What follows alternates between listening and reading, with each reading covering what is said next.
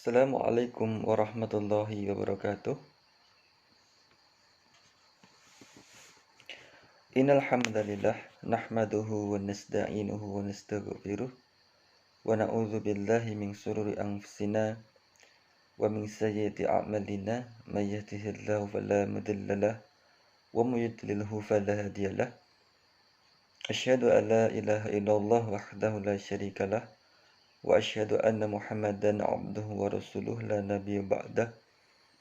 Allahumma shalli wa sallim barik ala Muhammad wa ala ali Muhammad.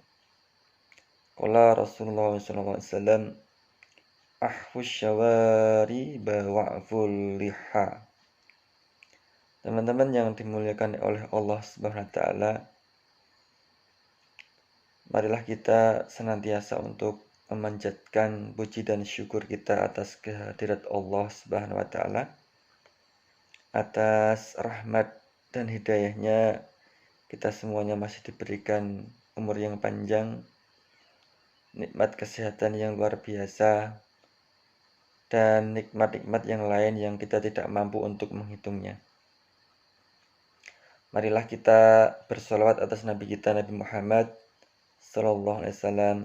Mudah-mudahan kita merupakan orang-orang yang senantiasa istiqomah di jalan dakwahnya.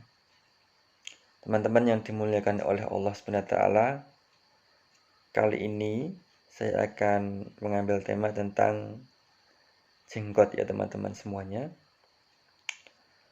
Apakah jenggot ini merupakan sebuah kewajiban ataukah sunnah saja atau sesuatu yang dibolehkan begitu ya. Sebelum saya melanjutkan, teman-teman semuanya jangan sampai menjadikan jenggot ini sesuatu yang kemudian bahan tertawaan, dan juga jangan sampai antum terlalu tersinggung ya kan, dengan sesuatu yang kemudian biasanya orang-orang mengatakan bahwasanya jenggot ini merupakan kambing korban gitu ya. Jenggotan itu kambing gitu. Itu kita tidak perlu untuk tersinggung ataupun marah gitu ya. Karena teman-teman yang menyebut bahwasanya jenggot itu adalah kambing korban, itu mereka insya Allah itu cuma bercanda. Nah, bagi teman-teman yang bercanda tentu saja ini ya dikurangi begitu ya, untuk bagaimana supaya teman-teman yang berjenggot tidak membalas. Bagaimana membalasnya? Bagaimana kalau seandainya orang-orang yang berjenggot mengatakan begini, kalau seandainya saya yang berjenggot ini adalah kambing, bagaimana kalau kalian yang hanya berkumis itu disebut dengan kucing? Kucing itu kan punya kumis, dan dia nggak punya jenggot, nggak punya rambut jenggot ya begini. Kucing, kumis kucing. Nah, bagaimana kalau ada orang yang kemudian nggak punya jenggot, nggak punya kumis, itu sebut babi. Babi itu nggak punya kumis, nggak punya jenggot ya kan. Maka teman-teman semuanya, kalau saya bersikap biasa saja dengan hal-hal seperti ini, karena memang agama ini ya perintah, kemudian kalau kita itu mengikuti apa yang kemudian dikatakan orang ya nggak sido gitu loh, nggak sido melaksanakan apa yang kemudian menjadi sunnahnya begitu ya, atau menjadi perintahnya begitu. Nah teman-teman semuanya, saya akan menyampaikan di sini dan antum semua boleh memilih ikut yang mana begitu. Apakah jenggot ini kemudian wajib, apakah sunnah, ataukah hanya mubah saja gitu. Wajib itu kan kalau dilaksanakan mendapatkan pahala, ya kan. Kalau ditinggalkan dosa gitu. Sunnah kalau dilaksanakan mendapatkan pahala, kalau ditinggalkan iman-iman gitu kan. Walaupun tidak mendapatkan dosa tapi iman-iman sunnah itu. Kalau mubah itu sesuatu yang boleh artinya ya kan. Yang kemudian dilaksanakan ya tidak apa-apa, tidak ya tidak apa-apa. Nah, teman-teman semuanya, di dalam sebuah hadis Rasulullah itu disebutkan di dalam hadis riwayat Muslim ya. Itu ahfus syawari bawa'ful lih.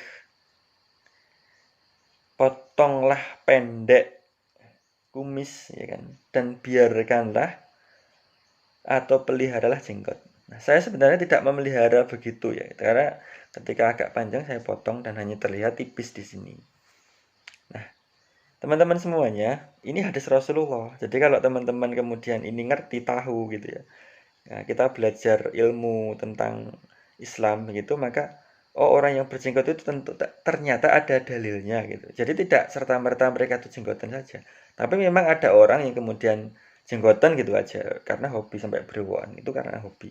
Jadi bukan karena ilmu. Itu ya ada begitu. Bahkan sampai mereka itu beli obat supaya berewokan gitu ya. Nah, jenggot itu sampai dengan brewok ini sudah dikatakan jenggot.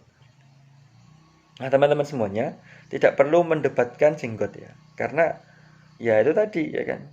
Kita harus menjaga kerukunan, ya, tidak usah gumunan dengan sesuatu yang kemudian yang sifatnya ini adalah hak asasi manusia gitu loh. Antum mengatakan hak asasi manusia, ya kan? Kemudian mempermasalahkan atau menyinggung orang-orang yang berjenggot. Ini kan kemudian menolak hak asasi manusia tersebut itu sendiri kan gitu. Jadi teman-teman semuanya, kita tidak perlu tersinggung ya kan dengan hal-hal semacam ini. Kita anggap biasa saja dan mereka tuh teman kita semuanya gitu ya. Insya Allah mereka tuh tidak benar-benar ya kan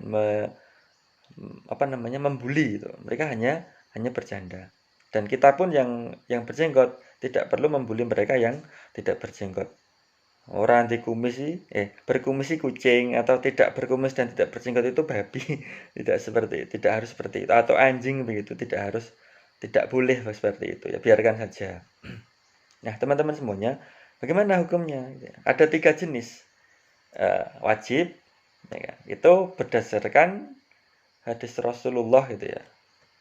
Itu barang siapa yang menyerupai suatu kaum, maka mereka termasuk golongan mereka. Nah, pada saat Rasulullah masih sugeng, masih hidup, itu kan orang-orang musyrik di sana itu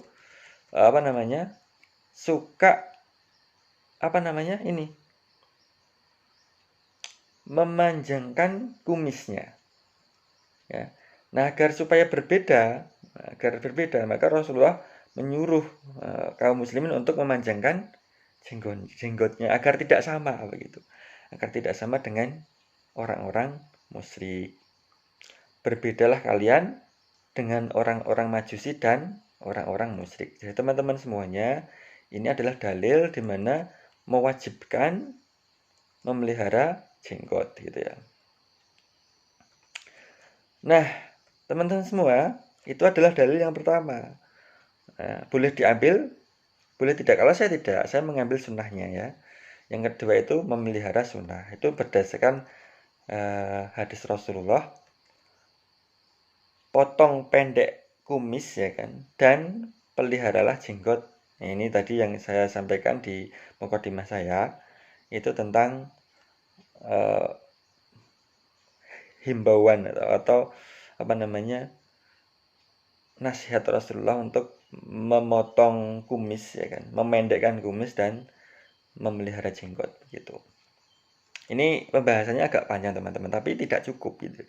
Jadi gambarannya atau garis besarnya saja. Jadi ada 3. Yang ketiga itu adalah mubah atau boleh. Ya boleh aja. Jadi tidak ada dalil di situ. Jadi teman-teman boleh mempraktekkannya. Ya, kalau saya anjurkan antum pelihara gitu ya.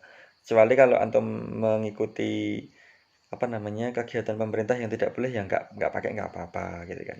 Jadi tidak kemudian mengeluarkan antum dari Islam gitu loh. Tidak jenggot kemudian murtad, tidak seperti itu. Jadi insyaallah ini bukan cuma ya, ini sunnah yang keutamanya tinggi begitu. Nah, saya pakai aja.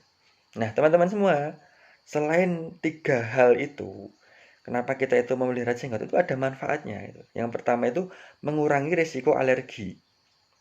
Jadi bagi kalian yang sensitif terhadap debu ya kan, jenggot dapat menyaring debu tersebut sehingga tidak sampai paru-paru. Jadi memplek gitu loh. Memplek di rambut. Makanya di hidung itu juga ada rambut.